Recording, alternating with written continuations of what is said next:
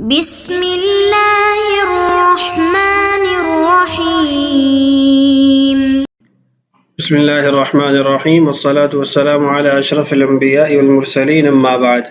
ہمارے آج کے سبق کی عبارت ہے الا اذا ترك النظر للمدعی فيحلف على السبب كدعوى الشفعة بالجوار ونفقة المبتوتة والخصم لا يراهما،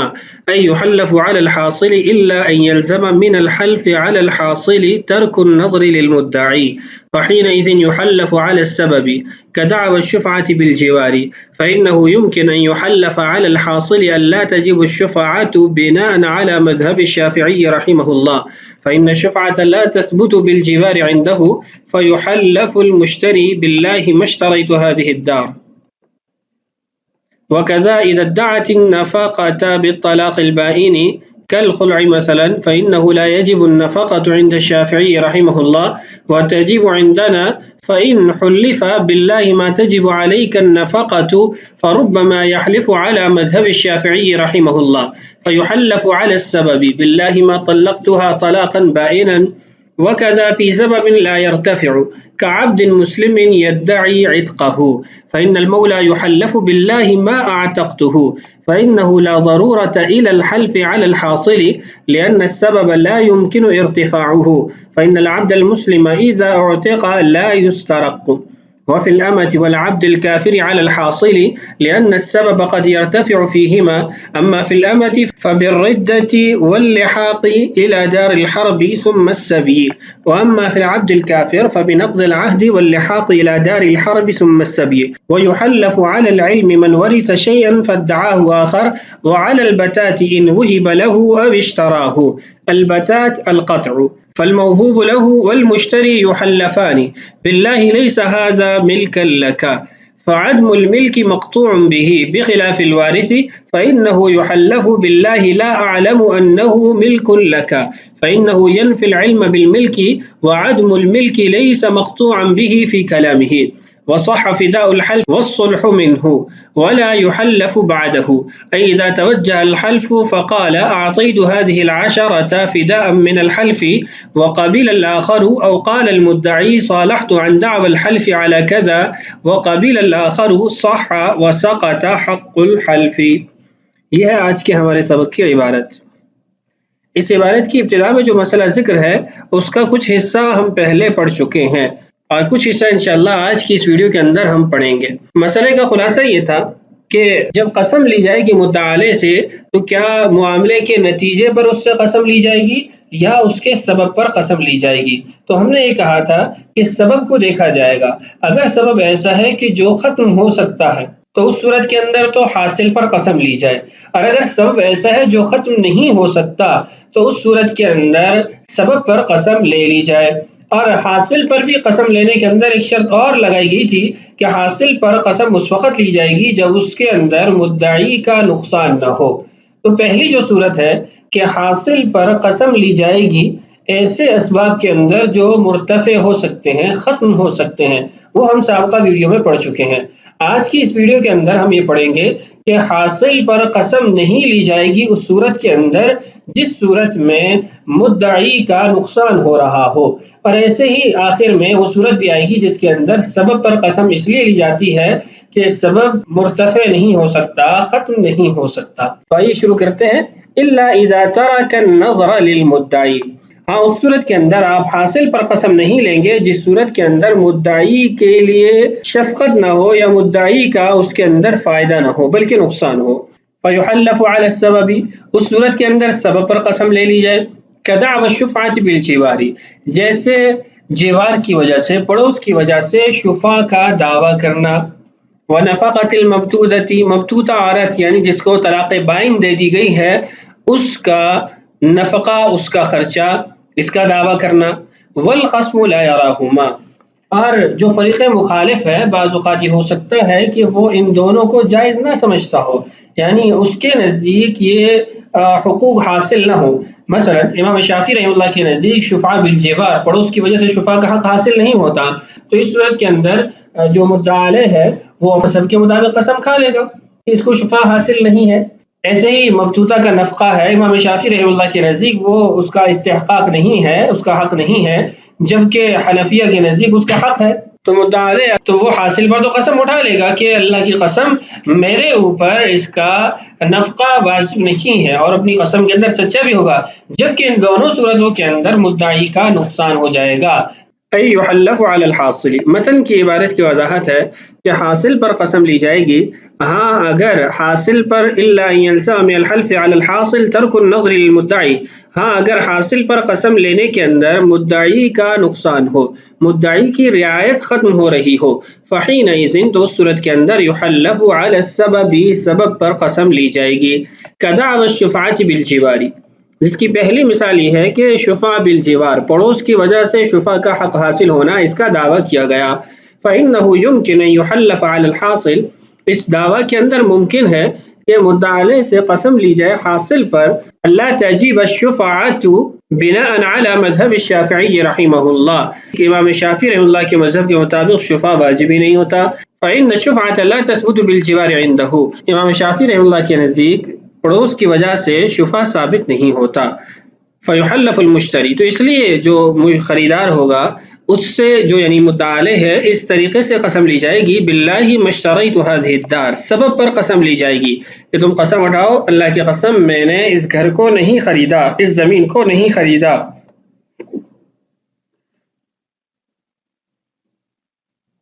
دوسری مثال، وَكَذَا إِذَا ادَّعَتِ النَّفَقَةَ بِالطَّلَاقِ الْبَائِنِ كَالْخُلْعِ، مثلا ایک عورت مدعیہ ہے، اس نے طلاق بائن کی وجہ سے نفقہ کے استحقاق کا دعویٰ کیا، کالخلع مثلا اس سے خلا لیا، فإنه لا يجب النفقة عند الشافعی رحمہ اللہ، امام شافعی رحمہ اللہ کے نزدیک نفقہ واجب نہیں ہوتا، وتجب عندنا، اور ہمارے نزدیک واجب ہوتا ہے۔ فإن حلف، اگر قسم لے لی جائے مدعا علیہ سے، باللہ ما تجب علیک النفقہ، یعنی حاصل پر قسم لی جا رہی ہے کہ تم قسم اٹھاؤ کہ میرے اوپر اس عورت کا نفقہ لازم نہیں ہے، واجب نہیں ہے، فربما یحلف علی مذہب الشافعی رحمہ اللہ، تو ممکن ہے وہ شخص مدعا علیہ امام شافعی رحمہ اللہ کے مذہب کے مطابق قسم اٹھا لے، فیحلف علی السبب، تو اس لیے اس سے سبب پر قسم لے لی جائے گی۔ سبب کیا ہے؟ باللہ ما طلقتها طلاقا بائنا، اللہ کی قسم میں نے اس کو طلاق بائن نہیں دی ہے۔ تو خلاصہ کیا ہوا؟ خلاصہ یہ ہوا کہ جن صورتوں کے اندر مدعا علیہ کی قسم سے مدعی کا نقصان ہو رہا ہو، ان صورتوں کے اندر بھی حاصل پر قسم نہ لی جائے بلکہ سبب پر قسم لی جائے۔ اس کے بعد اس صورت کا بیان ہے جو پہلے آپ سے عرض کیا کہ ایسے اسباب جو رفع نہیں ہوتے، ختم نہیں ہو سکتے، تو اس کی مثال مصنف رحمہ اللہ نے یہاں دی ہے، وَكَذَا فِي سَبَبٍ لَا يَرْتَفِعُ، اور ایسے ہی سبب پر ہی قسم لی جائے گی، ایسا سبب جو ختم نہیں ہو سکتا۔ کعبد مسلم، مسلمان غلام تھا، یدعی عقہ، وہ دعوی آزادی کر رہا ہے کہ مجھے میرے مولا نے آزاد کر دیا ہے۔ اب آقا سے جب قسم لی جائے گی تو آقا سے سبب پر قسم لی جائے گی کہ تم قسم اٹھاؤ کہ تم نے اس کو آزاد نہیں کیا۔ فإن المولى يحلف،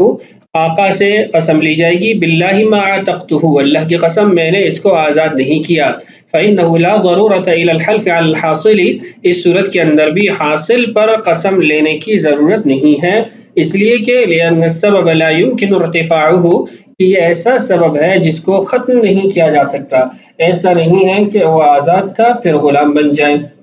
ایسا نہیں ہو سکتا۔ جیسے بے شرع کے اندر تھا کہ خرید و فروخت ہوئی پھر ختم بھی ہو گئی، تو وہ سبب ختم ہو سکتا تھا، یہ سبب ختم نہیں ہو سکتا۔ فإن العبد المسلم اذا اعتق لا يسرق، اس لیے کہ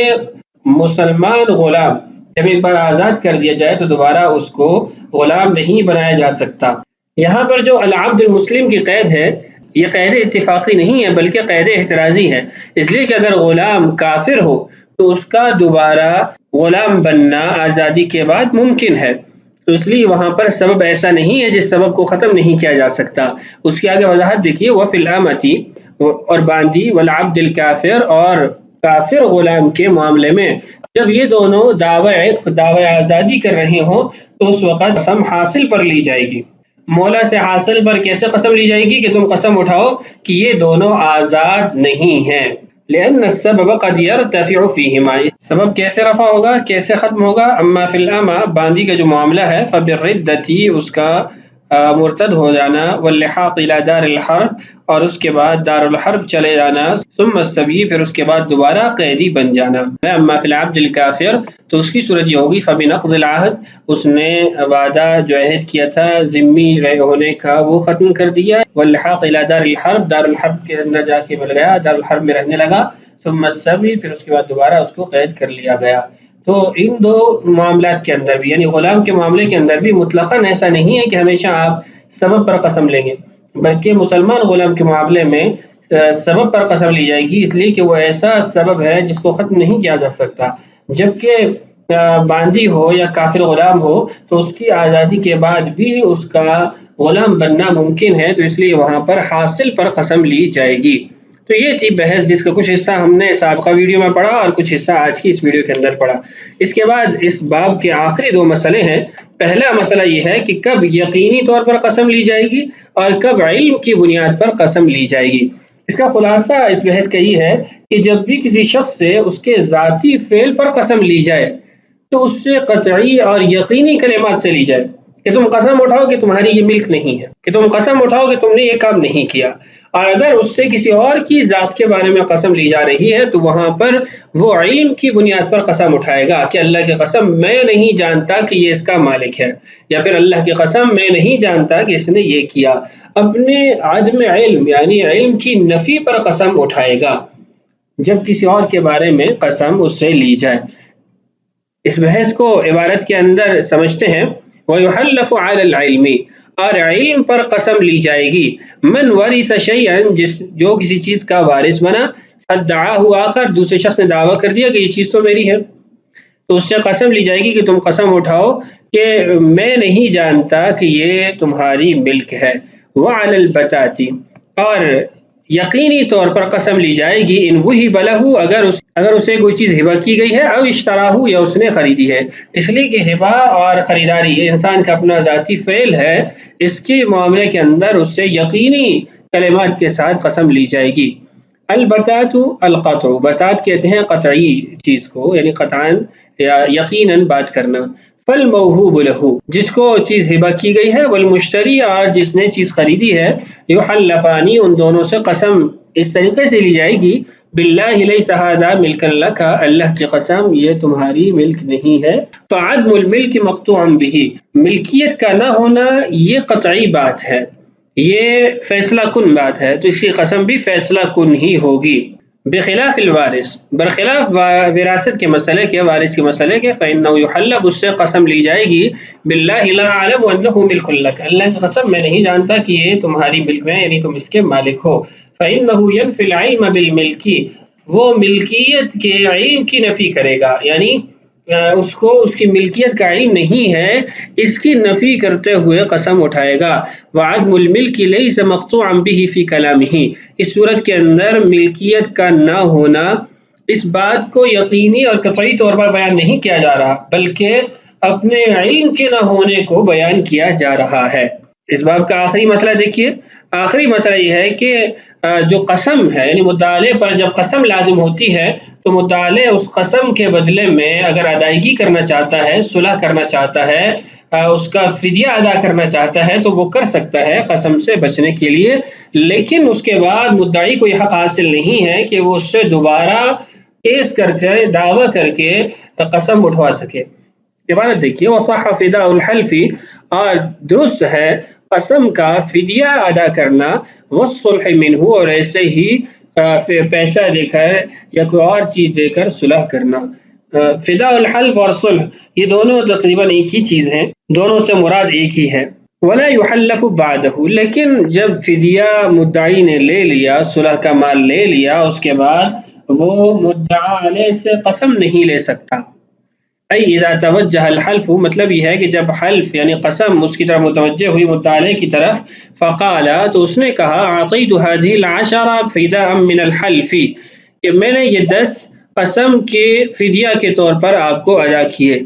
وقبل الاخر، مدعی نے قبول کر لیا۔ او قال المدعی، یا مدعی کہے، صالحت عن دعوى الحلف على كذا، کہ جو میں نے قسم اٹھوانے کا دعویٰ کیا، مطالبہ کیا، اس کے بدلے میں اتنے مال پر صلح کرتا ہوں۔ وقبل الاخر، اور مدعا علیہ اس کو قبول کر لیتا ہے، صحا، تو یہ دونوں صورتیں درست ہیں۔ وسقط حق الحلف، اور قسم اٹھوانے کا جو حق تھا، مطالبہ کرنے کا جو حق تھا، وہ مدعی سے ساقط ہو جائے گا، ختم ہو جائے گا۔ اس عبارت کے تحت بھی مفید حاشیہ موجود ہے، تفصیلی حاشیہ ہے، اس کو بھی آپ حضرات دیکھ لیجئے، میں اسکرین پر اس کو آپ کے سامنے کر دیتا ہوں۔ یہ دیکھیے، وَلَا يُحَلَّفُ أَعْنِي إِذَا أَصْلَحَ وَأَفْدَى عَنِ الْحَلْفِ فَلَا عَلَيْهِ أَن يَسْتَحْلِفَ لِأَنَّ الْبَدَلَ لَا يَخْرُجُ إِلَّا مَعَ إِخْرَاجِ الْمُبْدَلِ عَن مِلْكِ آخِذِهِ۔ یہ تفصیلی حاشیہ ہے، نیچے مفید حاشیہ ہے، اس کو آپ خود پڑھ کر حل کر لیجئے۔ بہرحال یہ تھا کتاب الدعوہ، جس کو آج کی اس ویڈیو کے اندر ہم نے مکمل کر لیا۔ اگلی ویڈیو میں انشاءاللہ باب التحالف شروع کریں گے۔ اللہ تعالیٰ سے دعا ہے اللہ تعالیٰ ہمارے لیے اسباق کی تکمیل آسان فرمائے، سمجھنا اور سمجھانا آسان فرمائے۔ اللہ تعالیٰ ہم سب کا حامی و ناصر ہو۔ السلام علیکم ورحمۃ اللہ وبرکاتہ۔